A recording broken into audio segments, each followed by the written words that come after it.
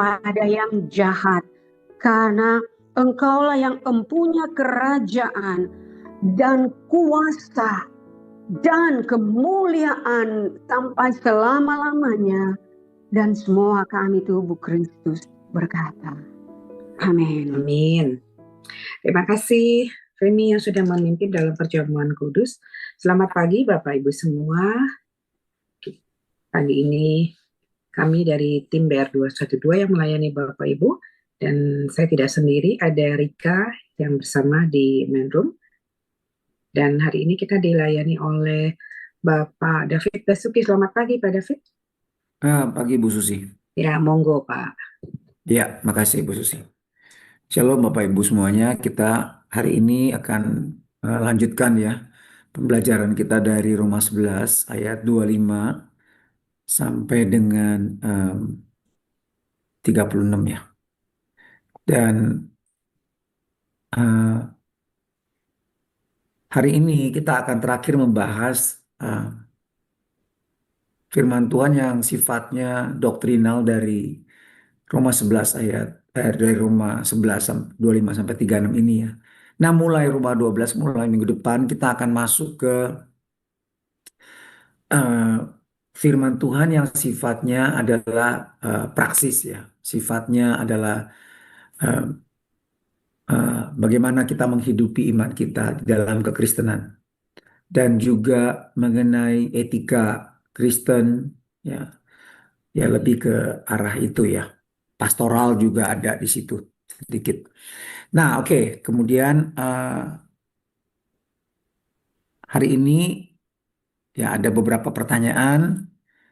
Ya, pertanyaan pertama kita akan coba bahas. Sebelumnya kita berdoa dulu yuk. Bapa di sorga, terima kasih buat pagi hari ini. Kami mengucap syukur Tuhan, Engkau beri kami kesempatan untuk kembali belajar firman-Mu yang adalah pelita bagi hidup kami, terang bagi jalan hidup kami supaya kami tidak tersesat dan tertipu oleh tipu daya iblis. Dan pagi hari ini Tuhan kami minta hati yang haus dan lapar akan Engkau. Beri kami hikmat Tuhan supaya kami boleh mengerti kebenaran firman-Mu. Terlebih tolong kami Tuhan supaya kami boleh jadi pelaku firman-Mu. Terima kasih Bapa di sorga. Dalam nama Yesus kami berdoa dan ucap syukur. Amin.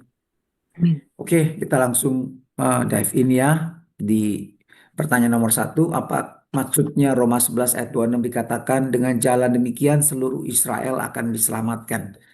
Kemarin minggu lalu kita bahas bahwa Tuhan ingatkan ya bahwa di sini dikatakan bahwa kita perlu memperhatikan kemurahan Allah dan juga kekerasannya. Jadi bagi Tuhan tuh tidak ada perbedaan ya antara kita yang dicangkokkan dan juga ranting asli. Ya, jadi ranting cangkokan atau ranting asli itu buat Tuhan sama saja, yaitu kekerasan atas orang-orang yang telah jatuh, tetapi atas kamu kemurahannya. Kita yang dicangkokkan itu kemurahan Tuhan atas kita, yaitu jika kamu tetap dalam kemurahannya. Jika tidak, kamu pun kita nih orang-orang Kristen yang sudah dicangkok ya ke dalam Kristus akan dipotong juga. Nah, ini yang menunjukkan jelas-jelas bahwa jangan pikir kita sudah jadi orang Kristen tetap selamat apapun yang terjadi. Enggak. Kalau kita nggak tetap dalam kemurahan Tuhan, kita pun akan dipotong. Nah, sebaliknya, tetapi mereka pun, nah orang Israel pun akan dicangkokkan kembali. Tadinya sudah dipotong loh. Ya, jika mereka tidak tetap dalam ketidakpercayaan mereka. Sebab Allah berkuasa untuk mencangkokkan mereka kembali. Ya. Nah, dengan latar belakang ini timbul nih pertanyaan ini. Dengan jalan demikian seluruh Israel akan diselamatkan. Seperti ada tertulis dari Sion akan datang penebus. Ia akan menyingkirkan segala kefasikan daripada Yakub. Nah, ini apa maksudnya nih? Silakan Bu Susi, boleh minta teman-teman yang mau jawab. Silakan Bapak Ibu.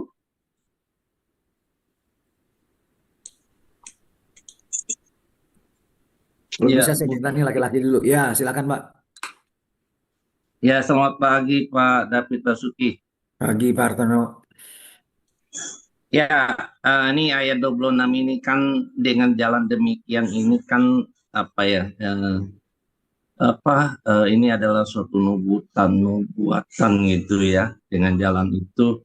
Jadi dikatakan seluruh bangsa Israel itu akan diselamatkan dengan jalan demikian. Nah, ini nubuatan kepada kepenuhan bangsa-bangsa non-Yahudi ya. Nah, kan dari situ dikatakan dari Sion akan datang penebus ya. Nah, jadi non-Yahudi ini semuanya masuk gitu ya, terpanggil, sudah disampaikan gitu. Maka seluruh Israel akan diselamatkan melalui Tuhan Yesus Kristus. Jadi kepenuhan daripada non-Yahudi ini, nah keselamatan seluruh daripada Israel mereka akan bertobat gitu ya. Nah, seluruh Israel ini bukan berbicara setiap individu gitu ya, tetapi rencana penyelamatan umat Israel itu adalah yang mau percaya kepada Sang Mesias atau yang mau bertobat ya. Jadi kalau mereka nggak bertobat ya mereka nggak akan masuk juga gitu ya. Jadi Hmm. umat pilihan Allah adalah baik orang Yahudi maupun non-Yahudi itu yang dipersatukan di dalam Kristus. Nah, Sang penebus dari Sion itu adalah kan kutipan daripada Yesaya 59 itu ya, ayat Hmm. 20-an gitu. Nah, itu adalah Sang Mesias yang dijanjikan gitu. Jadi nubuat sudah disampaikan oleh Yesaya. Nah, keselamatan bukan karena ketaatan pada hukum Taurat, tetapi anugerah Allah melalui karya penebusan Yesus Kristus di atas kayu salib. Demikian Pak David Oke, Basuki. thank you Pak Hartono. Ada lagi mungkin yang lain yang mau tambahin? Pak David, Iya. saya mau tanya gini, ya, Hmm. kan memang sih tadi seperti dikatakan bahwa seluruh Israel itu akan diselamatkan, tetapi bukan berarti semuanya, karena kan ada juga yang akhirnya tidak taat dan berdosa dan akhirnya semua tergantung pilihan mereka. Ya, Hmm. kalau zaman dulu kan Israel itu bangsa yang besar. Nah, Hmm. pertanyaannya gini, Israel yang sekarang itu apakah kita nih? Kita Hmm. kita ini disebutnya Israel Israel. Karena kadang-kadang ada yang bilang Israel itu kita loh sebenarnya. Nah, seperti Hmm. itu, Pak. Iya. Jadi itu yang jadi masalah juga. Ya. Nah, ada yang menanggapi, ada yang mengartikan bahwa ini loh janji bahwa semua Israel akan diselamatkan. Ya, jadi kayak Benyamin Netanyahu nih sekarang nih kelompok-kelompok ekstrimnya Yahudi yang menduduki ya apa namanya secara paksa ya tanah-tanah di Palestina, terus kemudian eh, me- Terusan, apa? terusan Hamas ya. Oh bukan lain-lain itu kan Iran ya, itu kan perang Iran. Nah, tapi dia dengan memasuki Gaza, segala menduduki Gaza, terus kemudian juga sebenarnya sudah disepakati juga bahwa daerah Bethlehem itu sebenarnya daerah orang Palestina, tapi mereka masuk gitu ya ke Yerusalem juga. Yerusalem kan dibagi, ada yang Yerusalem daerah Yahudi dan daerah Palestina. Misalnya kayak Masjid Al-Aqsa itu. Masjid Al-Aqsa itu memang dulunya itu kan di bawahnya itu kan Bait Allah, tapi di atasnya kan jadi Masjid Al-Aqsa. Nah, itu kan orang-orang Yahudi kan itu golongan ultra Yahudi ya, berusaha menduduki, masuk gitu kan melarang orang-orang Islam sembahyang di situ, orang-orang Palestina terutama. Jadi sebenarnya mereka bukan agama. Mereka anti yang non-Yahudi gitu loh untuk tinggal di sana. Karena buat mereka itu tanah perjanjian mereka.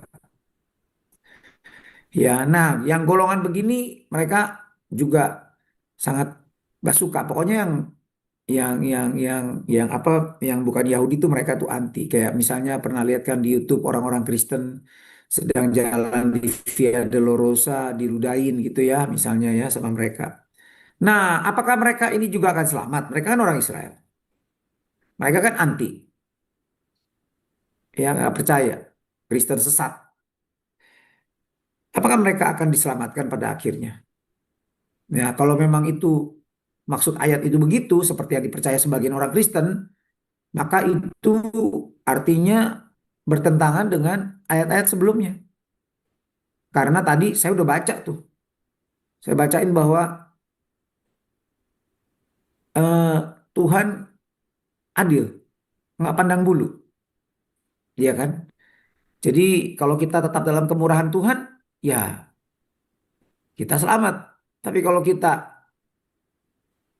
petantang-petenteng, kita nggak apa namanya, eh, kita hidup semau saya, semau kita, tidak takut kepada firman Tuhan, ya memang keselamatan karena kasih karunia. Justru karena kasih karunia kita harus benar-benar jangan sampai menyiakan kasih karunia Tuhan, ya kan? Seperti yang Paulus ingatkan kepada jemaat di Korintus, jangan sia-siakan kasih karunia Tuhan, ya kan?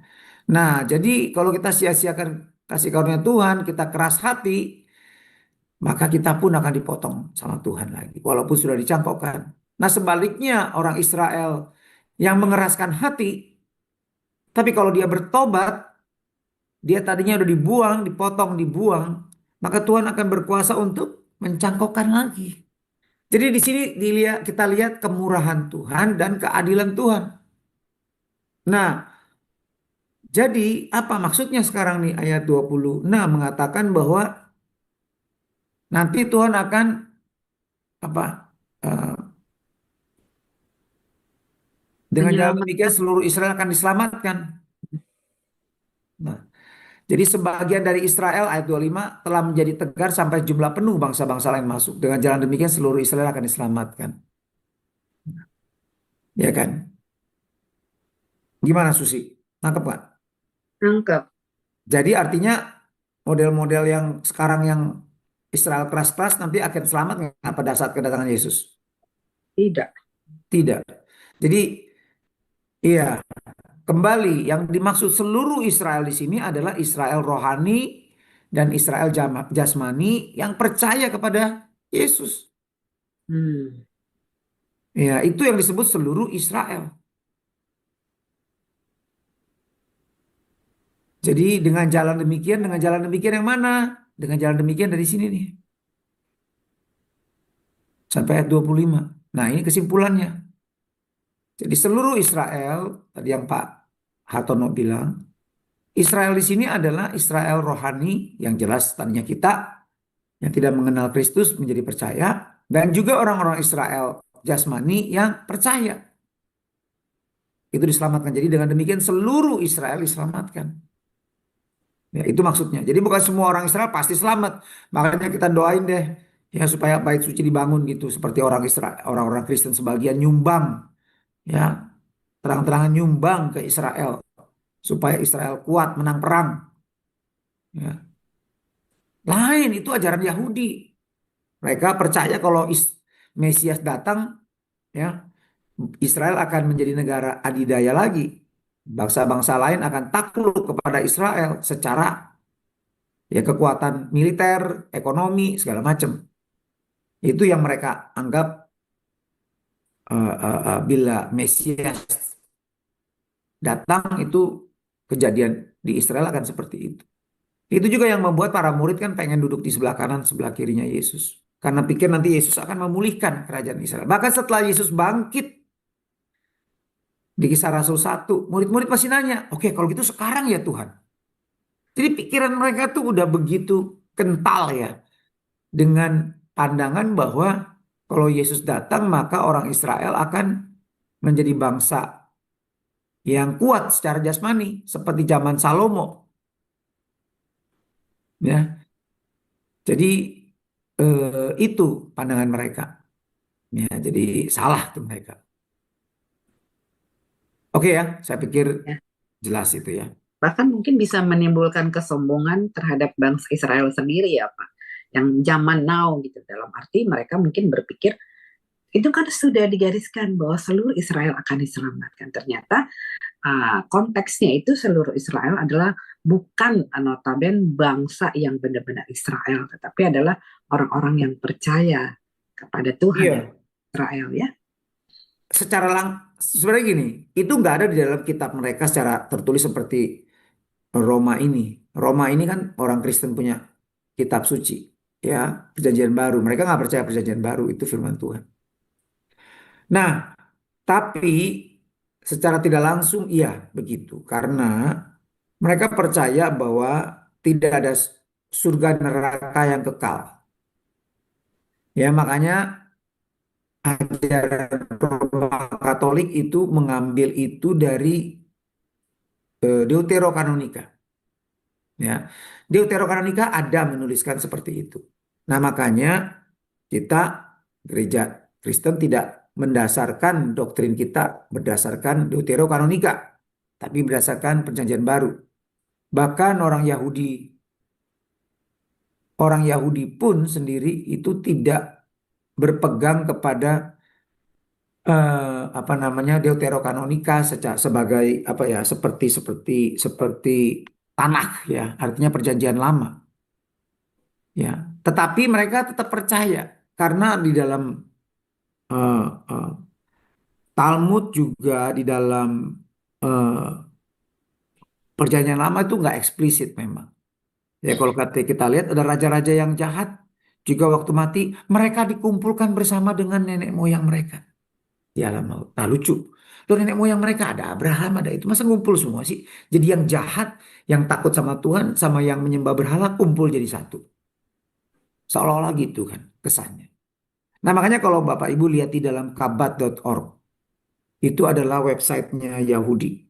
Ya, rabi-rabi yang mengajar ajaran Yahudi itu banyak menulis di sana, menjelaskan dan menjawab pertanyaan-pertanyaan orang-orang Yahudi, agama Yahudi.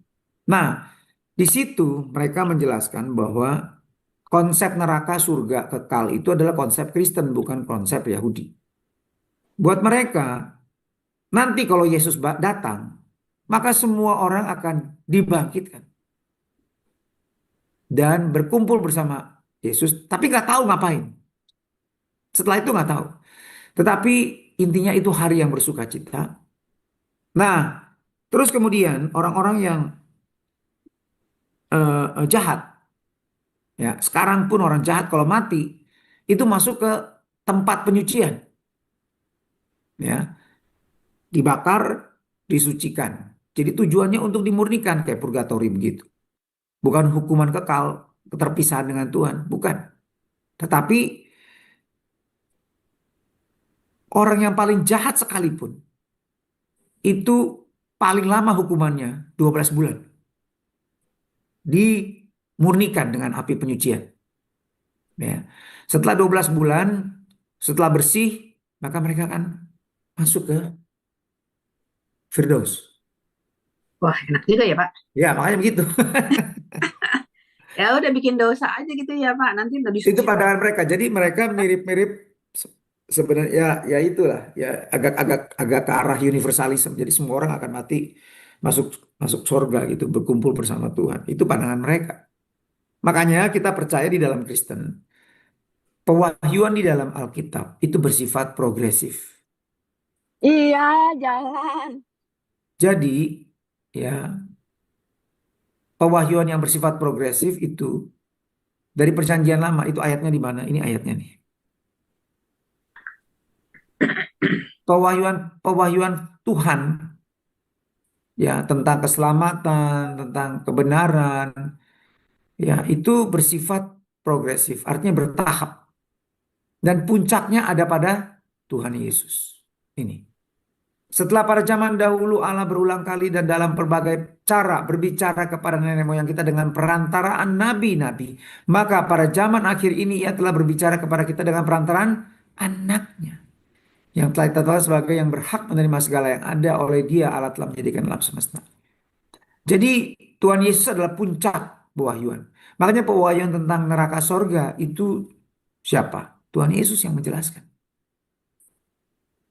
Ya. Maaf, berarti yang dalam Katolik itu maaf ya Pak, itu sama ya Pak pengajarannya. Maksudnya gimana? Ada api pencucian. Dulu kan saya dari sana. Itu saya diajarkan bahwa kita tuh nanti akan ada api pencucian. Iya, tapi gini agak beda. Api penyuciannya itu beda dengan orang Yahudi, pandangan agama Yahudi. Agama Yahudi kan semua orang jahat begitu semua kan. Tetapi kalau di dalam Katolik enggak. Orang-orang Kristen yang percaya sungguh-sungguh tetapi masih ada dosa kecil, ya, dosa-dosa yang kan nggak ada yang sempurna ya, dosa-dosanya kecil segala macam itu masuk ke api penyucian karena Tuhan itu sangat sempurna, sangat kudus, nggak bisa dengan kondisi kita begini masuk. Nah, karena di dalam pandangan keselamatannya Yahudi, Yahudi Katolik, mereka itu mengajarkan keselamatan itu adalah karena iman kepada Kristus plus ada plusnya. Nah, kalau kita kan sola gracia, ya sola semua karena kasih karunia Tuhan kita diselamatkan, bukan karena usaha perbuatan kita. Tetapi usaha perbuatan kita merupakan bukti bahwa kita sudah diselamatkan. Jadi kalau kita juga nggak ada perbuatan, nggak ada buahnya, buah rohnya ya sama aja bohong. Tetapi pengertian bahwa kita harus sempurna sama seperti Bapa di sorga, sempurna dalam Matius 5:48, ya supaya kita bisa selamat itu agak beda. Dalam pengertian Katolik itu harus benar-benar sempurna. Lah kita kan nggak sempurna. Tapi harus sempurna baru bisa masuk sorga. Jadi gimana? Makanya api penyucian ini nih akan membersihkan orang-orang yang sudah percaya tapi masih ada kelemahan. Misalnya masih ada bohong dia belum sempat bertobat. Ya kan? Ada pornografi, lihat-lihat yang porno misalnya di YouTube atau di mana gitu tapi belum sempat bertobat, mati. Nah, itu tuh belum sempurna kan? Makanya disucikan di api penyucian. Tetapi dan mereka juga menyelamatkan ini jadi gini. Dalam doktrin keselamatan mereka, orang Kristen selamat karena iman plus sakramen. Hmm. Jadi kalau yang tidak makan sakramen, misalnya orang yang diekskomunikasi tidak makan sakramen perjamuan kudus, gak selamat mereka. Ini berat ini. Ekskomunikasi. Maka raja-raja di abad pertengahan takut sekali diekskomunikasi sama paus. Kalau udah diekskomunikasi karena menentang paus, maka mereka dianggap udah sama dengan masih hidup udah masuk neraka gitu. Ya, jadi cilaka banget deh. Nah, jadi sakramen itu juga menyelamatkan. Ya, makanya ada 7 sakramen dalam agama ya Kristen Katolik, ya Roma Katolik. Nah itu Iya. harus dijalanin semua tuh. Nah kalau enggak, tapi dia benar-benar percaya dia ini, nah itu masuk api penyucian. Tapi kalau yang nggak percaya, yang hidup dalam penjahat besar segala macam pembunuh, bahkan orang Kristen pun pembunuh segala macam dan nggak bertobat, nah, masuk neraka langsung bukan api penyucian. Itu pandangan mereka. Ayatnya ada nggak ya Pak tentang api pencucian ini? Ya nggak ada lah dalam perjanjian baru. Jadi Tetapi ada yang pastor Roma Katolik yang pakai ayat ini. Nih, ya. Entahkah orang membangun di atas dasar jadi gini, karena tidak ada seorang pun yang dapat meletakkan dasar lain daripada dasar yang telah diletakkan yaitu Yesus Kristus. Entahkah orang membangun di atas dasar ini dengan emas, perak, batu, permata, kayu, rumput kering atau jerami sekali kelak pekerjaan masing-masing orang akan nampak. Karena hari Tuhan akan menyatakannya sebab ia akan nampak dengan api. Dan bagaimana pekerjaan masing-masing orang akan diuji oleh api itu. Jika pekerjaan yang dibangun seorang tahan uji, ia mendapat upah. Jika pekerjaannya terbakar, ia akan menderita kerugian, tapi ia sendiri akan diselamatkan, tetapi seperti dari dalam api. Nah ini, ya salah satu ayat yang mereka pakai untuk menjelaskan api punya. Padahal ini bukan. Ini bukan setelah mati. Ya kan? Karena kita percaya seperti yang Ibrani katakan bahwa manusia hidup hanya satu kali. Setelah itu akan dihakimi. Nggak ada lagi proses pemurnian. Proses pemurnian itu selama kita hidup. Sanctification-nya itu selama kita hidup. Ya mati, ya dihakimi langsung. Dan juga Tuhan Yesus dalam perumpamaan kan antara Lazarus orang miskin Dan yang disalib di sebelah kanan Tuhan Yesus kan jelas-jelas mengatakan kepada yang disalib di sebelah kanan dia, hari ini juga kamu bersama aku di Firdaus. Ya kan, padahal dia pendosa besar dia. Ya kan, dia bertobat di pikirannya mereka. Dia mengalami metanoia di kayu salib. Ya kan. Nah, belum sempat tuh berbuat baik. Tapi Tuhan Yesus bilang hari ini juga kamu bersama aku di Firdaus. Nah, lihat kan, Tuhan Yesus kalau memang ada purgatori dia kan pasti bilangnya gini. Iya sih, kamu percaya saya ya, tapi kamu terlalu jahat. Kamu pembunuh, makanya kamu nanti dulu deh ya. Masuk dulu api penyucian setahun lah kira-kira dibakar kamu di sini, nanti baru habis itu ketemu saya di sorga gitu. Ya kan? Dia nggak bilang begitu. Hari ini juga kamu bersama aku di Firdaus. Jadi kuasa darah Yesus di atas kayu salib itu berkuasa menyucikan dosa yang sebesar apapun. Seketika itu juga pada saat kita menjadi percaya, bertobat. Itulah kemurahan Tuhan. Itulah God grace. Ya. Itulah Dulu, His mercy. dulu saya didoktrin seperti itu tuh Pak. Waktu saya di Katolik. Ah, Ya, nanti akan ada api pencucian, jadi tenang aja ya. iya, nggak begitu. Oke Terima ya. kasih Pak. Oke, kembali ke lanjut aja ya. Ada lagi yang mau nambahkan? Kalau nggak ada, kita langsung ke pertanyaan berikutnya. Apa maksudnya Roma eh, 1:28. Roma 11 ayat 28 ini? Silakan. Boleh yang ibu-ibu? Mari silakan teman-teman, Bapak Ibu semua, jangan takut salah ya, Iya, karena nggak ada yang disalahin. Kita hanya sharing-sharing dan justru iya. mendapatkan pencerahan ya. Silakan Bapak Ibu, mau bertanya juga boleh. Sekarang jawab dulu ya pertanyaannya. Nanti baru kalau mau bertanya silakan. Oke, ada Pak Sugi Asang mana nih Pak Sugi Asang? Jawab dong coba.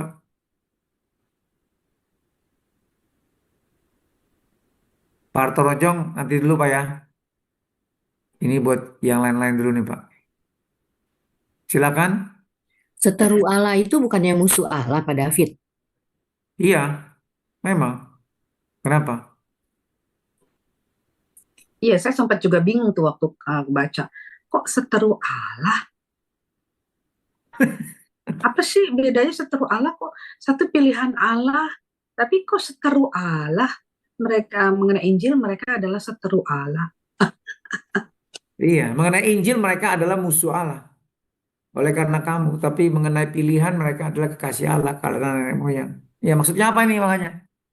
Makanya jadi pertanyaan, bingung kan? Iya, Maksudnya jawab apa ini? aja Pak ya. Ya, Iya, silakan Paulus Bu. sedang Paulus sedang menjelaskan bahwa penolakan Israel terhadap Injil bukan berarti Allah telah membuang mereka untuk selamanya ya. Allah tetap setia pada janjinya, ada harapan bagi Israel untuk kembali kepada Mesias. Keselamatan bangsa-bangsa lain seharusnya membuat Israel cemburu secara rohani dan akhirnya berbalik kepada Kristus di Roma 11 kemarin. Ayat ini menegaskan dua sifat Allah sekaligus, keadilannya terhadap mereka yang menolak Injil dan kesetiaannya terhadap Injil yang dibuatnya pada umat pilihannya. Jadi Roma 11:28 ini berarti bahwa walaupun banyak orang Israel pada saat itu menolak Injil dan berada dalam posisi berlawanan dengan Allah, mereka tetap dikasihi oleh Allah karena janjinya kepada para leluhur mereka dan Allah belum selesai bekerja atas bangsa Israel. Itu, Pak. Hmm, oke, oke, thank you Bu. Ibu Melian, silakan Bu Melian. Ini pertanyaannya tentang seteru Allah ya Pak. Jadi Hmm, orang yang menentang Injil bukan hanya menentang Yesus sebagai seorang pribadi yang jadi juru selamat, tapi dunia ini tentang dua dua kubu nih, iblis dengan Tuhan sendiri. Jadi orang tentang kayak pemerintahan gitu ya. Jadi kalau kita menentang tidak terima Injil, menentang Injil, ya berarti dia menentang menjadi musuh Allah sebagai satu ekosistem pemerintahan. Jadi dia menjadi musuh gitu kan. Jadi jangan bilang, jadi ini tentang dua kubu aja nih. Jadi nggak ada yang abu-abu menjadi seteru Allah yang menjadi menentang pemerintahannya Allah. bukan hanya Yesus sebagai pribadi sebagai juru selamat. Yesus itu bukan hanya juru selamat, dia juga raja atas pemerintahan yang ada. Itu Pak, makasih. Hmm, oke. Thank you. Ada lagi yang lain? Silakan, ibu-ibu. Mau coba jawab Pak Silakan, Bu. Basuki. Mm-mm. Iya, manusia menjadi seteru Allah itu karena perbuatannya. Tapi secara pribadinya manusia itu sejak semula kan memang digambarkan, diciptakan serupa dengan Allah gitu loh. Jadi manusia itu memang diciptakan sesuai pilihan dan menjadi kesenangan Allah gitu loh. Yang jadi seteru itu karena perbuatannya Pak. Tapi Hmm, dari semula memang manusia udah menjadi pilihan Allah. iya. Tapi ini sebenarnya ini merujuk kepada mereka ini bukan orang biasa, tetapi orang Israel. Jadi Yahudi. mengenai Injil, Israel ini seteru Allah. Tetapi mengenai pilihan mereka adalah kekasih Allah karena nenek moyang. Karena mereka umat pilihan Allah. Ya. Oke, Pak Sugiasang, silakan. Ya, harusnya mereka ini percaya, Pak, Hmm. kepada janji keselamatan. Hmm. Tapi mereka ini berseteru dengan tidak percaya, memilih untuk tidak Hmm. percaya dan menolak Yesus Hmm. sebagai Kristus. Iya, betul. Jadi mereka ini mengenai Injil, mereka musuhnya Tuhan. Kenapa? Karena mereka menolak Injil. Mereka nggak percaya kepada Injil. Injil itu apa sih? Kabar baik kan? Kabar baik tentang karya Kristus. Jadi mereka tentang Injil ini, yaitu kabar baik karya Kristus yang datang untuk menyelamatkan manusia. Ini justru mereka menjadi musuhnya Tuhan. Karena mereka nggak percaya. Padahal Injil itu adalah alat Tuhan untuk menyelamatkan bangsa-bangsa di dunia, manusia. Tapi mengenai pilihan mereka, artinya mengenai bangsa pilihan, mereka kekasih Tuhan. Karena Tuhan memilih mereka sebagai umat pilihan Allah, bukan karena mereka ya, tapi karena nenek moyang mereka, karena Abraham. Ya. Nah, Bapak Ibu kalau mau lihat ya, sebenarnya dalam proses menafsir ini, langkah pertama supaya kita ngerti adalah cek Alkitab, Alkitab dua versi. Versi yang mudah dibaca, mudah dimengerti, dan versi yang literal. Karena kita nggak ngerti bahasa asli, bahasa Yunani dalam hal ini perjanjian baru, perjanjian lama Ibrani, maka kita menggunakan Alkitab terjemahan yang literal, yang benar-benar diterjemahkan tanpa parafrase, tanpa penjelasan ya terbatas gitu ya seperti NET gitu, yang ini adalah penerjemahan dengan penjelasan terbatas. Nah, tetapi Alkitab-Alkitab yang literal itu yang ada kata literalnya seperti ini nih, LITV. Ya, Literal Translation of the Holy Bible. Ini lagi, Literal Standard Version. Ada literalnya. Ini lagi, Young's Literal Translation. Ini yang paling literal. Ya. Nah, jadi mereka nggak nambahin apa-apa. Dan mereka menjelaskan sesuai dengan bahasa yang paling tepat, paling mendekati bahasa aslinya. Ya, bahkan yang literal grammar bahasa Inggrisnya bisa agak aneh karena dia benar-benar mau pelek-pelek pecis seperti apa adanya ya bahasa Yunani. Oke ya. Nah, jadi itu yang literal translation. Ya, nah terus kemudian kita lihat juga misalnya Alkitab yang easy to read, ya, yang mudah dibaca, misalnya Alkitab bahasa Indonesia. Nah, ini terjemahannya gimana? Karena orang Yahudi tidak mau menerima kabar baik dari Allah. Maka mereka menjadi musuh Allah. Ini tadi yang Pak Sugi cerita, yang Asam bilang. Ya kan, mereka tidak mau menerima Injil. Ya, mereka jadi musuh Allah. Dan itu justru menjadi keuntungan bagi saudara-saudara yang bukan Yahudi. Karena Injil langsung diberitakan kepada mereka, kepada kita. Tanpa melalui orang Yahudi. Tadinya kan lewat orang Yahudi. Kalau Yahudi mau terima, mestinya Yahudi kan mesti terima, mestinya Mesias. Tapi karena mereka menolak Mesias, mereka memusuhi Mesias, bahkan membunuh Mesias, maka itu menjadi keuntungan bagi kita. Jadi Injil nggak lewat mereka lagi, baru mereka menginjil kepada kita, nggak langsung Injil diberitakan kepada kita. Tetapi karena pilihan Allah, maka orang-orang Yahudi itu tetap dikasih Allah demi nenek moyang mereka. Nah ini, ya ini terjemahan yang bukan literal, tetapi disederhanakan, ya supaya kita lebih mudah mengerti maksudnya. Kira-kira begitu ya, walaupun juga ada kelemahan ya. Tapi dalam hal ini itu membantu kita. Makanya kita harus banding-bandingin nih, ya supaya kita bisa jangan langsung lihat AI bisa salah, tapi langsung lihat ini, ya lihat terjemahan-terjemahan kayak begini. Oke, ya jadi eh, kira-kira seperti itu. Ada yang mau tanya sampai sini? Silakan.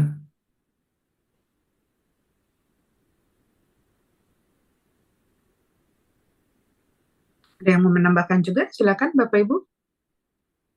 Iya, Sebenarnya asik loh Bapak Ibu kalau kita sharing seperti ini ya. Pengetahuan kita jadi bertambah. iya, Sangat-sangat ini membantu ya. betul. Iya, ada yang mau tanya? Shalom Pak David. Shalom, shalom. Ya, eh, itu bahasanya dipakai dengan bahasa asli gitu. Eh, terus kita bisa berubah-berubah jadi bahasa Indonesia, bahasa Inggris, bahasa Padang, bahasa Jawa kayak gitu. Terus mereka tuh suka gini. Ya karena kita nggak mau merubah karena itu kan aslinya. Jadi eh, mereka itu bilang kalau Injil itu palsu karena bisa dirubah-rubah bahasanya atau bla bla bla gitu.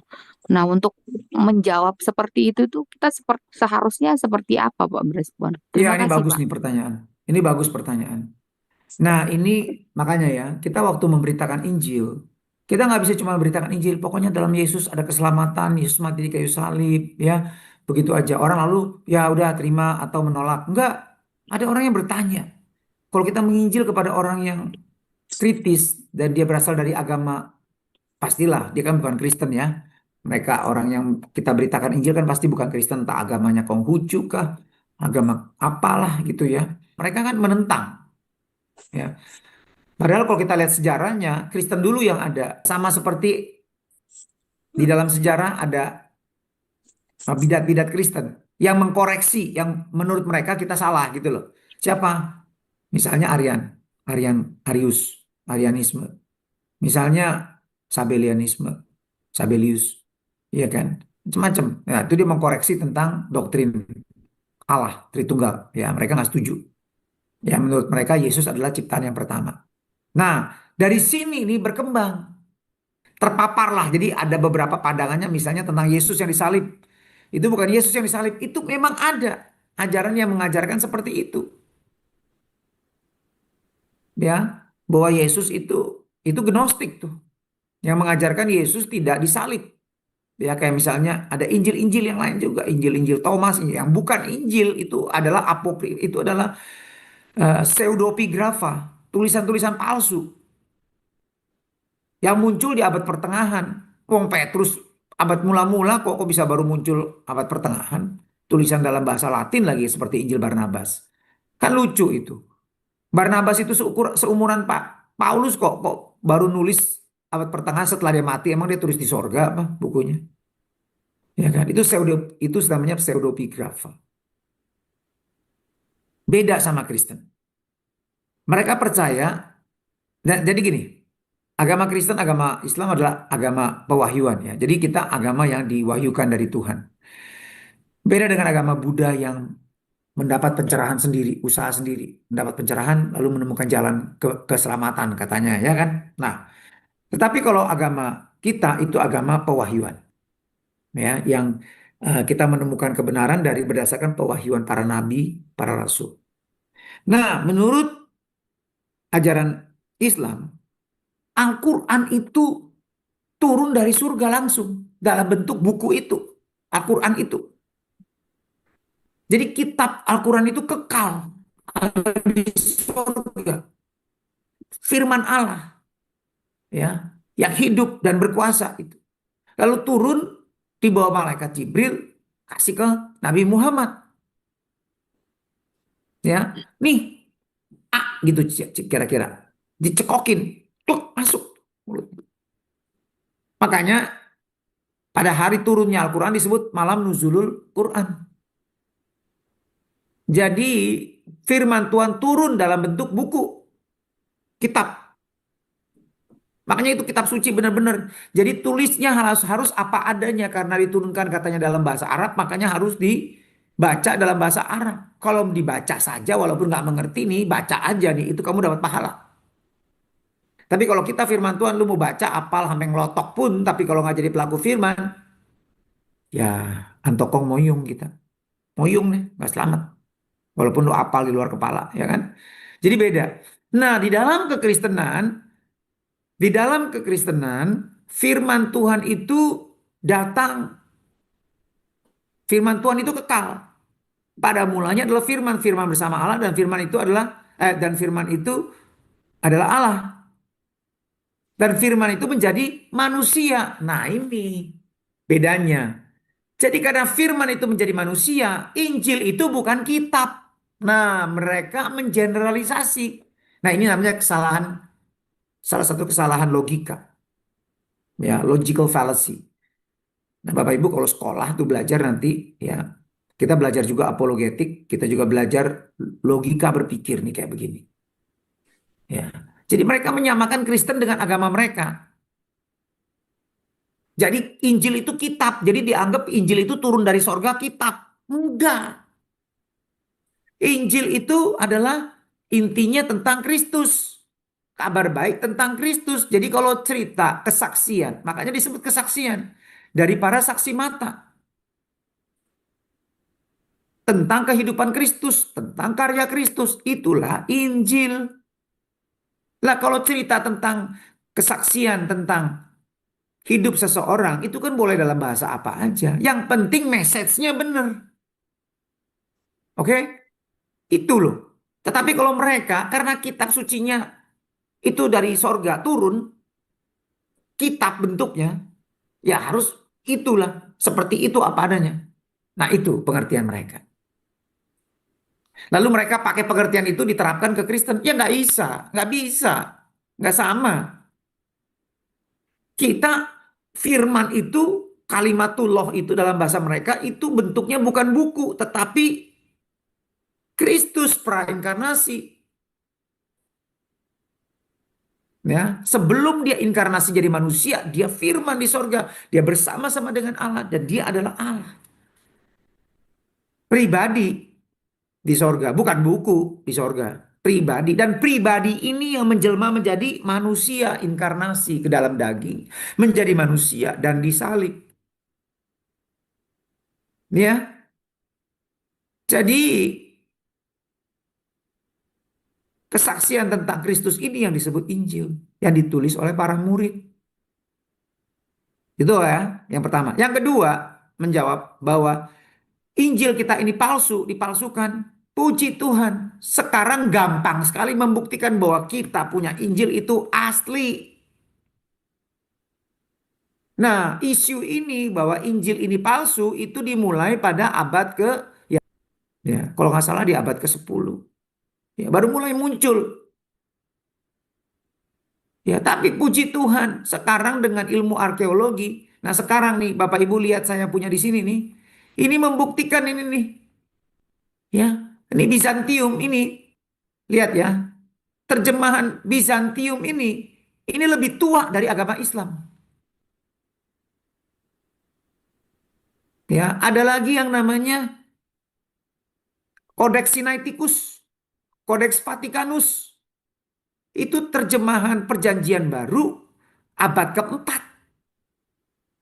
Tahun 300-an, tahun 400-an. Sebelum Islam ada. Dan sampai sekarang tetap sama. Dan lebih tua lagi. Ada tuh P52 namanya. Ya, fragmen P52 itu dari abad kedua. Nah, loh. Dan itu sama Injil 8 itu kitab Injil Yohanes. Ya. Kalau nggak salah Injil Yohanes 18. Itu sama dengan kita. Nah, ini membuktikan bahwa Injil ini terpelihara. Benar. Dan satu lagi sebenarnya di dalam Al-Quran ada tulisan seperti ini. Bahwa firman Tuhan itu akan Tuhan pelihara. Jadi yang pelihara Tuhan loh, bukan manusia yang pelihara. Manusia nggak bisa melawan Tuhan.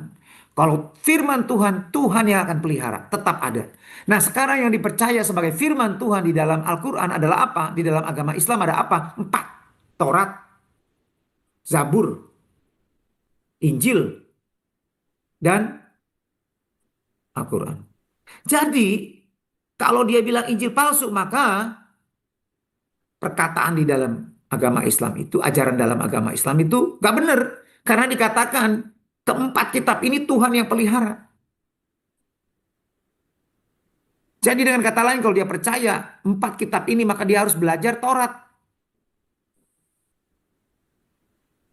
Dan dia gak boleh makan, bukan cuma babi yang gak boleh makan, kepiting juga gak boleh makan, udang juga gak boleh makan, onta juga gak boleh makan. Padahal orang-orang Islam yang kaya di Timur Tengah kalau pesta kawin makan onta. Nih. Sorry. Lihat. Hukum Taurat. Nih. Ya. Lihat. Imamat 11 ayat 4.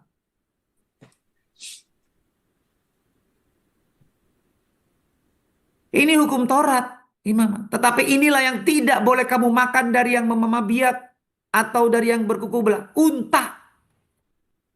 Gak boleh dimakan. Pesta makan daging onta lagi. Katanya ini pesta yang mewah nih. Ya, gak bener ini. Nah ini, kalau mau konsekuen dia juga gak boleh makan onta. Gak boleh makan daging kelinci. Aduh, banyak orang Indonesia ini suka banget yang Islam makan kelinci. Enak. Babi hutan juga gak boleh. Bukan cuma perbabian aja. Pesta babi aja gak boleh. Tapi sekarang pesta babi boleh loh. Dinontonin semua. 12 juta orang tuh saya lihat di YouTube pesta babi.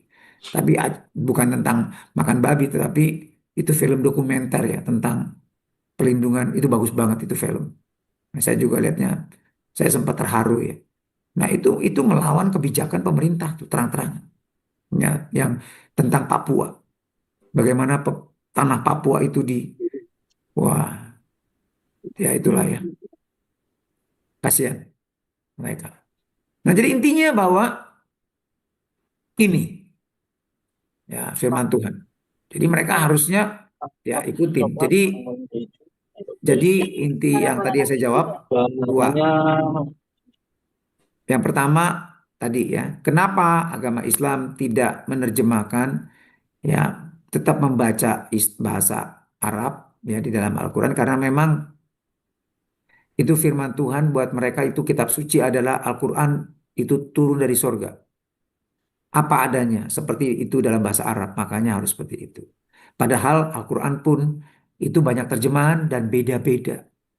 Yang di zaman saya lupa ada kalifah siapa gitu ya dikumpulin semua versi, diambil satu versi yang sekarang ada lalu dibakar semua yang lainnya. Makanya ya tinggal satu, itu juga artinya kan banyak versi dulu. Dan beda-beda, bukan kayak kita loh. Ya ada sekarang nih, ada versi-versi nih kayak seperti ini nih. Ini semua nih sama intinya, nggak mungkin bertentangan ini. Semua versi sekian banyak. Ya, mau Greek Old Testament dengan yang Hebrew Old Testament itu sama. 19 ditambah Ya. 8 Jadi 27. masalahnya buat kita message-nya, inti pesannya yang tidak boleh sama. Tapi mereka di dalam Al-Quran pun banyak inti yang bertentangan. Nah, makanya mereka dikumpulkan, lalu dibakar yang berbeda, yang bertentangan, diambil satu. Dan di Iran masih ada yang preserve, menyimpan terjemahan-terjemahan yang berbeda. Nah, itu gimana? Ya kan? Ya. Mereka juga ada. David, ada pertanyaan dari Ibu Melian. Mesias itu kan sudah dinubuatkan di Yesaya. Kenapa Yahudi menolak? Apa sebenarnya mereka itu lagi nunggu tanda-tanda apa ya Pak? Maksudnya gimana maksudnya? Jadi Mesias itu sudah dinubuatkan di Yesaya. Tapi kenapa orang-orang Yahudi itu menolak? Nah, Oh iya, apakah apa tanda-tanda yang mereka tunggu sehingga mereka menolak? iya, karena mereka melihat begini, mereka setuju dengan itu, tetapi mereka menolak Yesus karena Yesus mengajarkan hal-hal yang menurut mereka bertentangan dengan ajaran Taurat. Contoh, ya itu akumulatif. Ya contoh, makan apa menyembuhkan di hari Sabat, menyembuhkan orang sakit di hari Sabat. Murid-muridnya memetik gandum di hari Sabat, ya kan? Nah, terus kemudian itu satu. Kedua, Tuhan Yesus makan sama orang berdosa, itu haram. Jangankan dulu abad pertama, waktu zaman Yesus hidup ya di antara orang Israel. Sekarang aja, teman-teman, kalau kita ke Israel, makan di restorannya orang Yahudi, wow, restoran ya, ya boleh makan, tetapi mejanya pisah sama orang Yahudi. Nggak boleh makan sama orang Yahudi, bahkan piringnya pun nggak sama. Piringnya, makanannya mereka beda. Kosher, duduknya pun nggak boleh sama-sama. Ya, karena di dalam kepercayaan mereka, kalau mereka duduk sama orang berdosa, maka mereka menjadi najis. Jadi Tuhan Yesus makan sama orang berdosa, Yesus najis. Yesus kakinya diurapi perempuan berdosa, najis. Makanya Simon, orang Farisi waktu melihat orang perempuan berdosa mengurapi kaki Yesus, dalam hati dia berkata kan, kalau dia tahu perempuan ini pasti dia nggak mau. Karena menurut ajaran Yahudi nggak boleh itu. Lalu Yesus tahu isi hati dia lalu bilang, ada dua orang yang berhutang, ya kan? Satu berhutang 50 dinar, satu berhutang berapa dinar gitulah ya. Nah, yang dua-duanya diampuni. Mana yang lebih banyak berhutang? Berterima kasih. Nah, yang banyak, yang hutangnya lebih banyak. Nah, iya betul. Aku datang ke sini, kamu tidak menyediakan air untuk membasuh kakiku. Tapi perempuan ini meminyaki kakiku dan mengelapnya dengan rambut. Kenapa? Karena dia sangat berterima kasih kepada aku karena dosanya yang banyak sudah aku ampuni, sudah diampuni. Ya, jadi ajaran-ajaran Kristus, pengakuan-pengakuan Yesus bahwa Yesus adalah, nah ini yang paling fatal. Ini yang membuat Kayafas langsung mengatakan tidak perlu ada saksi lagi. Waktu Yesus berkata dia anak manusia. Waktu dia berkata, karena anak manusia itu ilahi. Jadi kalau dia bilang dia anak Allah, orang-orang Israel juga anak Allah. Nggak begitu terlalu fatal. Tetapi waktu Yesus bilang dia anak manusia, wow, ini yang kitab Daniel katakan tentang ini setara dengan Allah nih. Nih, lihat, perhatikan ya. Aku terus melihat dalam penglihatan malam itu tampak datang, lihat, dengan awan-awan dari langit. Ini frasa menunjukkan bahwa pribadi yang disebut ini bukan manusia biasa. Dia adalah dari langit asalnya. Maka Tuhan Yesus katakan kepada orang-orang Israel, kamu dari bawah, aku dari atas. Beda. Ini bicara yang dari langit. Kayak seperti perkataan iblis. Bahwa dia mau naik ke atas ke langit. Terus kemudian Babel membangun menara sampai ke langit. Nah, kata-kata langit itu sebenarnya juga berkata tentang Allah. Makanya kalau Bapak Ibu ingat waktu anak yang bungsu pulang ke rumah bapaknya, apa yang dia katakan? Aku berdosa kepada langit. Nih, kita lihat.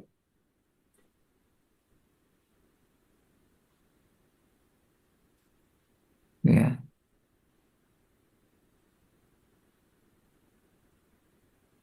Kata langit di situ itu orang Yahudi itu nggak berani menyebut nama Tuhan. Dia menyebut Adonai, artinya my master, atau Hashem, sang nama, ya. Dia nggak berani sebut Yahweh, gitu loh. Nah, ya, lihat nih.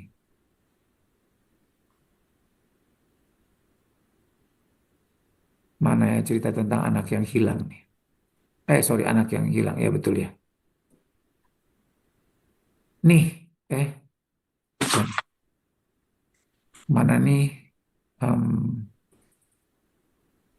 Kok bisa?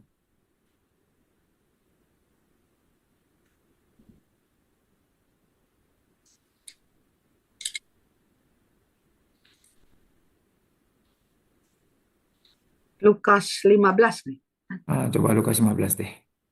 ayat Thank you. 18. Nah, ya kan? Dia bilang apa? Oh, di sini dibilang sorga ya. Tapi sebenarnya ini langit ini. Ya, aku berdosa terhadap sorga. Sorga di sini adalah kalau kita lihat, ini teksnya ini sebenarnya langit.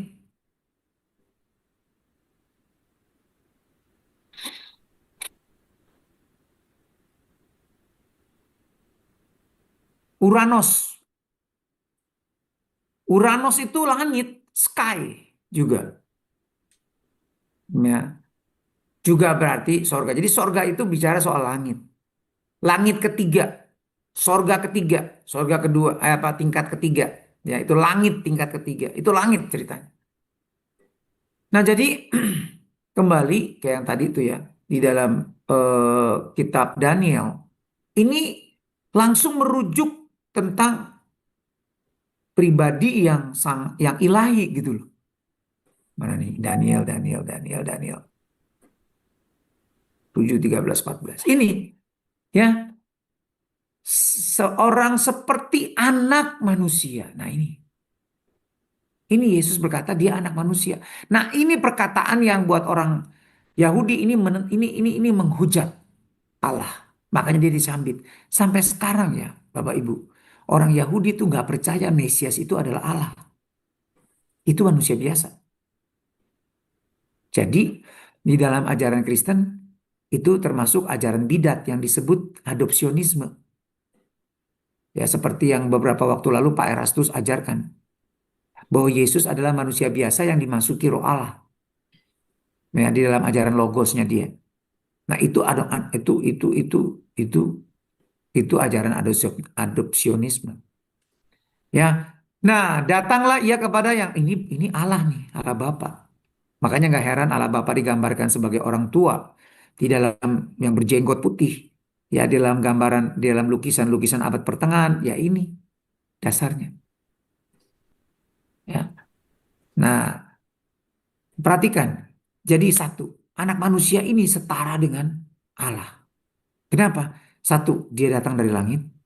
Kedua, lalu diberikannya kepadanya kekuasaan, kemuliaan, kekuasaan sebagai raja, maka orang-orang dari segala bangsa, suku, bangsa, dan bahasa mengabdi kepadanya.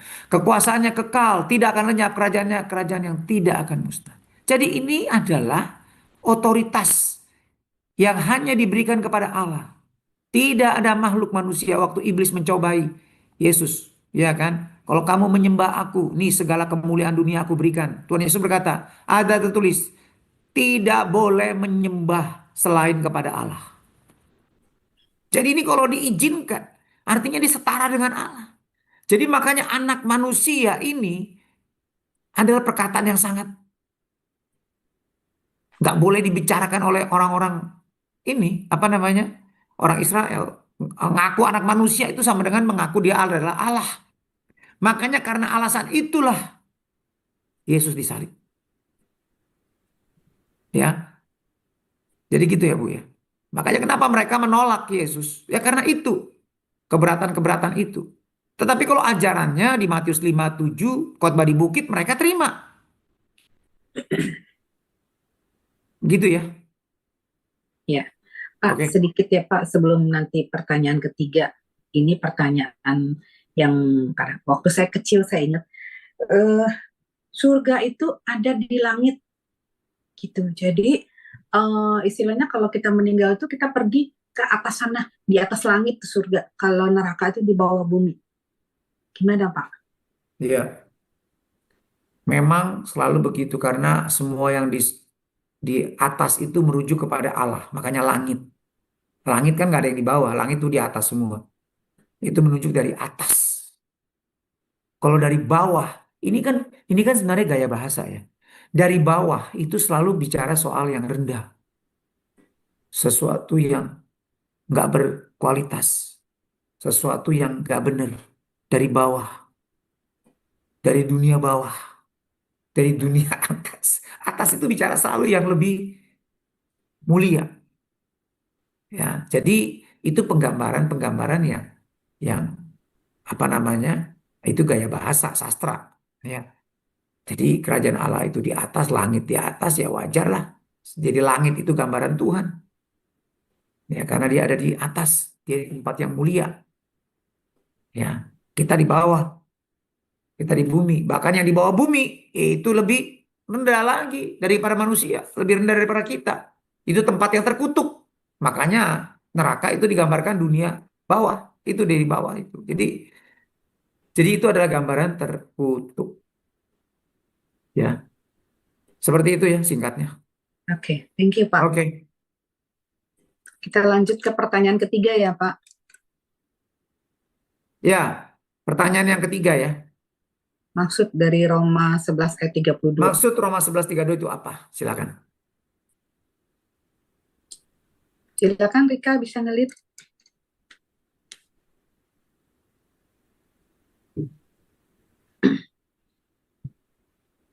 Maksudnya keselamatan itu kan adalah kasih karunia Tuhan, kan? Kemurahan Tuhan. Jadi seperti yang Yahudi lakukan, mereka seteru Allah itu karena mereka menolak Injil kan. Tetapi ada pilihan yang mereka pilih, ada kasih karunia Tuhan dengan apa yang menjadi pilihan mereka. Itu Pak. Coba lihat Roma 11 ayat 32. Sebab Allah telah mengurung semua orang dalam ketidaktaatan, supaya ia dapat menunjukkan kemurahannya atas mereka semua. Ya, maksudnya apa? Tadi sekali lagi coba. Keselamatan itu hanya dapat diperoleh melalui kasih karunia Tuhan. Oke. Jadi tidak ada orang yang bisa berkata bahwa itu adalah usahanya sendiri. Karena perbuatan baik dan lain-lain kan. Jadi anugerah Allah. Apa artinya Tuhan telah mengurung semua orang dalam ketaatan? Ketidaktaatan.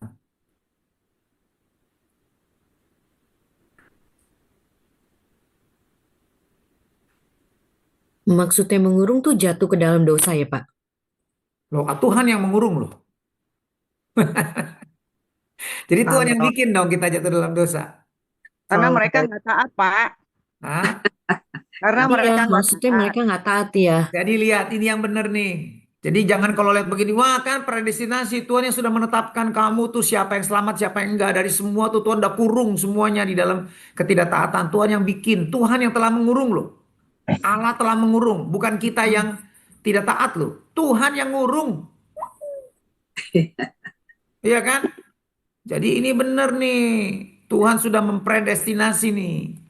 Ya kan? Tuhan yang menetapkan semua orang. Jadi Tuhan artinya mastermind dong. Kita puppet. Kita cuman boneka. Tuhan yang ngatur gerakan kita semua. Tuhan yang kurung semua orang dalam ketidaktaatan. Supaya ia bisa menunjukkan kemurahannya. Ini salah satu ayat yang dipakai.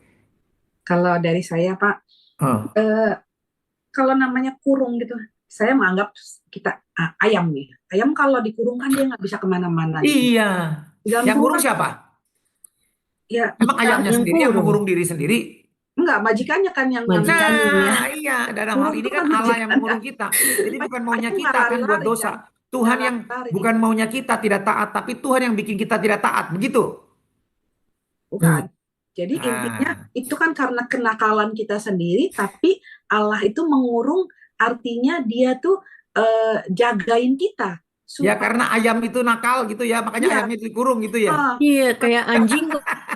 Supaya kalau nakal juga kita kurung, masukin kandang. artinya Ayam dosa nggak kita nakal nggak juga tetap semakin dikurung, Bu. banyak. Supaya apa? Buat nanti jangan nanti dicolong orang dan supaya kita bisa potong pada waktunya. Jadi supaya supaya kita tuh nggak semakin bertambah dosa, jadi dikurung sama sama Tuhan tuh. Pokoknya lu mesti begini dulu dah sampai Di lu akhirnya cover kali Pak ya, di Apa? cover Dikurung oleh kok di Tuhan gitu. cover. Dikurung. Di kurung. cover. Gimana sih maksudnya? Kalau di cover tuh ditudungi. Ini bukan ditudungi, dipayungin. Itu di cover, dipayungin. Ya Ini kalau maksudnya dipayungin dikurung dikurung. supaya kita nggak menjadi orang yang nggak taat Supaya gitu kita ya. jangan liar terjemahannya kemana-mana nih. Lihat di bahasa Indonesia sehari-hari nih. Lihat nih ya. Sebab Allah sudah membiarkan seluruh umat manusia Belum, belum. dikuasai. Jangan Ini yang benar. terpaku dengan satu terjemahan saja. Nah, jadi bisa pakai Ibu, Harus lihat Bapak, pakailah terjemahan yang mudah dibaca itu itu. BIS, Bahasa Indonesia Sehari-hari, atau juga bisa terjemahan sederhana Indonesia. Nih ya, Alkitab terjemahan sederhana Indonesia seperti ini nih, saya dikasih sama Koloki nih. Ya, Roma 11 ayat 32 bunyinya apa nih? Roma 11 ayat 32. Ya, sebab Allah sudah membiarkan seluruh umat manusia dikuasai ketidaktaatan, supaya Ia dapat menunjukkan belas kasihannya kepada mereka semuanya. Ya, itu kan ini ayat. Ini yang mana? Terjemahan apa itu? Indonesia, Oh, itu terjemahan BIS kan yang kita baca ini kan. ya, Ini terjemahan bahasa Indonesia. Tapi dalam terjemahan sederhana Indonesia dikatakan begini, karena Allah memang sudah mengatur supaya semua bangsa mengalami masa diperbudak oleh. Nah, ini suka ini dia. Hati-hati ya. Nggak semua terjemahan sederhana itu sederhana. Ya dalam hal ini salah TSI terjemahannya ya. Yang lebih benar terjemahannya BIS ini. Ya, walaupun banyak terjemahan TSI yang bagus, tapi ada beberapa makanya kita harus banding-bandingin. Ya, nah sebab Allah sudah membiarkannya. Coba kita lihat yang literal. For God did shut up together the whole to unbelief. Nah, menutup. Jadi gini, kalau ini menutup pintu ya. Shut up together. Lihat ya, terjemahan literal itu sama semua. For God shut up all into disobedience. Jadi Tuhan sudah menutup pintu. Ya semua. Jadi supaya apa? Kalau Tuhan tutup pintu, jadi nggak bisa nih lu nih, karena kamu sudah dikuasai oleh dosa. Ya, karena apa? Karena Adam. Karena Adam kan yang milih. Ya, dia memberontak sama Tuhan, ikutin Hawa. Hawa ikutin iblis.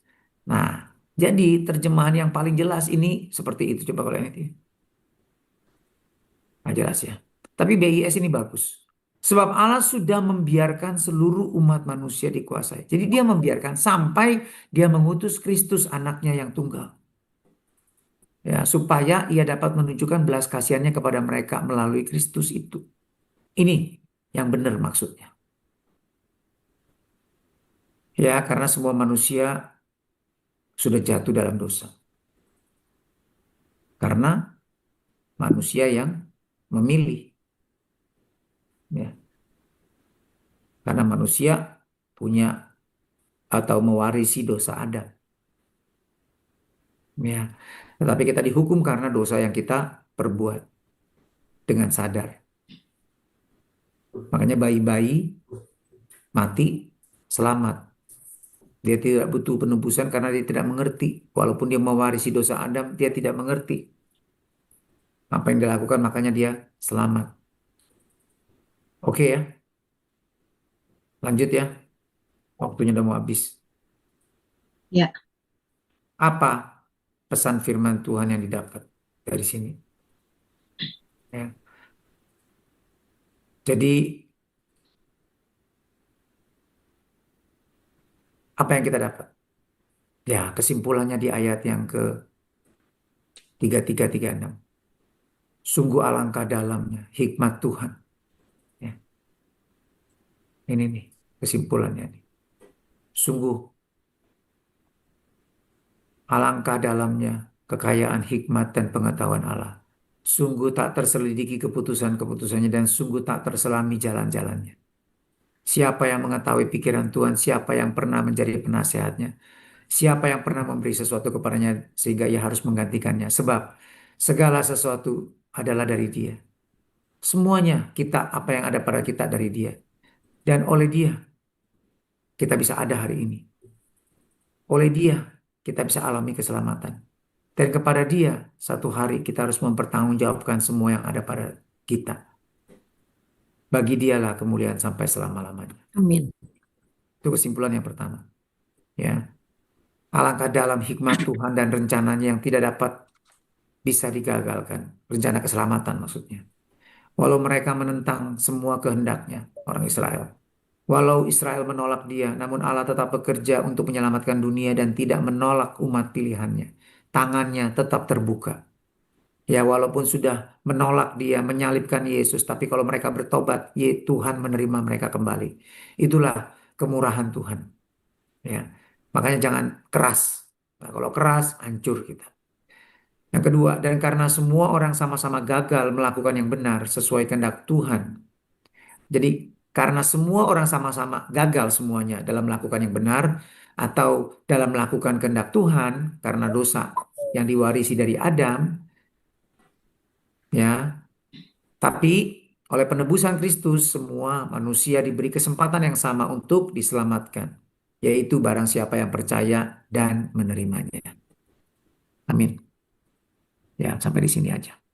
Oke, amazing ya. Bapak Ibu semua, hari ini kita membahas sesuatu yang dibuka lagi pencerahan tentang Roma ya. Dan nantikan untuk minggu depan kita akan belajar sesuatu yang baru. Ya, Roma 11 sudah berakhir ya. Nanti akan ada pertanyaan juga yang akan dikirim untuk Roma yang baru lagi next week-nya. Nanti Bapak Ibu bisa minta sama co-host-nya ya, atau leadernya, apa sih yang menjadi pertanyaan minggu depan supaya dibahas dulu nih di dalam kompak ya. Dan kami menyarankan untuk Bapak Ibu jangan takut sekali lagi untuk kita sharing firman. Tidak ada yang benar, tidak ada yang salah, tetapi yuk kita belajar sama-sama. Makasih Pak David buat pencerahan pagi ini. Sebelum nanti tutup di dalam doa berkat, Pak David, kita akan dengarkan pengumuman dulu ya. Boleh. Silakan tim screen.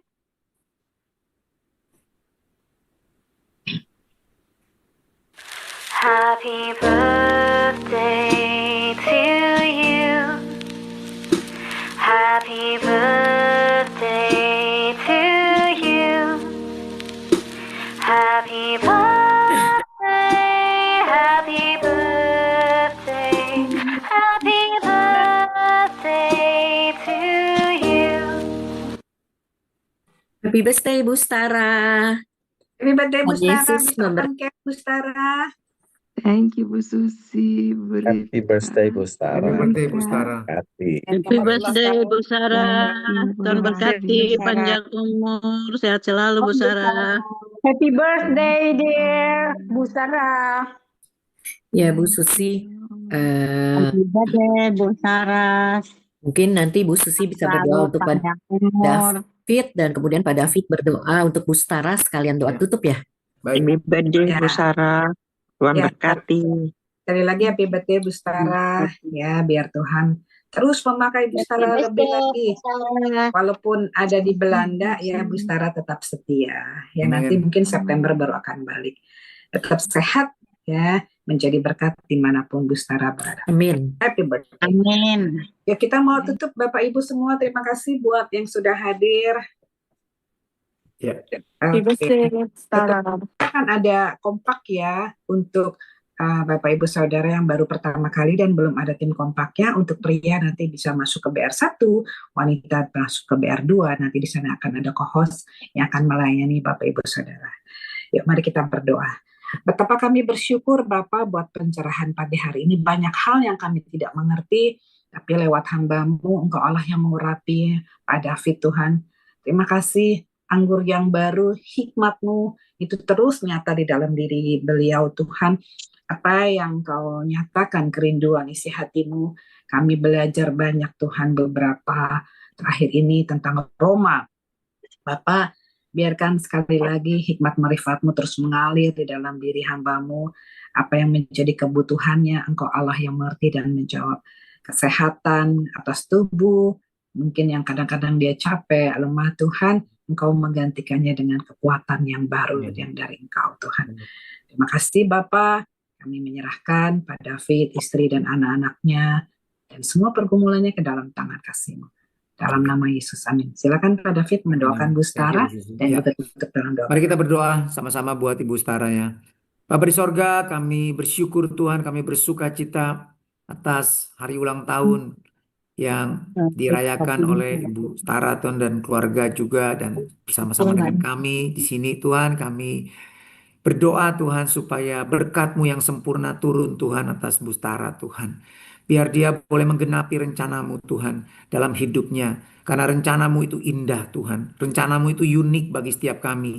Dan kami percaya Tuhan rencana-Mu unik juga buat Ibu Stara. Dan kami berdoa Tuhan supaya rencana-Mu Tuhan, mimpi-Mu buat Ibu Stara Engkau nyatakan ke Bu Stara. Dan biar Tuhan Bu Stara boleh menangkap mimpi-Mu buat dia dan boleh menggenapinya dalam hidup dia. Tuhan, biar Tuhan dia boleh terus Tuhan bertumbuh di dalam kasih karunia, bertumbuh di dalam pengetahuan akan firman-Mu, bertumbuh di dalam pengalamannya bersama dengan Engkau, sehingga dia boleh melihat janji-janji-Mu nyata dalam hidupnya, dan bahkan pribadi-Mu, pribadi yang sangat nyata buat dia. Penyertaan-Mu Tuhan lewat apa yang dia kerjakan boleh semakin nyata Tuhan, sehingga apapun yang dia kerjakan berhasil dan memuliakan nama-Mu. Tuhan, Engkau yang kenyangkan dia dengan panjang umur Tuhan, dan biar Tuhan dia boleh memuliakan dan menikmati Engkau seumur hidupnya. Di dalam nama Yesus Tuhan kami serahkan Ibu Stara dan keluarga ke dalam tangan-Mu. Dalam nama Yesus. Amin. Amin. Amin. Thank you, Mari Pak Bapak Ibu David, semuanya kita Bu mau Suci, Bu Rika. berpisah ya. Dan kita mau menerima berkat dari Tuhan. Kita angkat kedua tangan kita. Bapa di sorga, kami sudah dengar firman-Mu, kami sudah belajar, Engkau yang beri kami pengertian. Terlebih lagi Tuhan, tolong kami, Engkau beri kami kekuatan untuk kami boleh menjadi pelaku firman-Mu. Karena firman-Mu itu yang menjaga kami boleh terus berjalan di dalam rencana-Mu.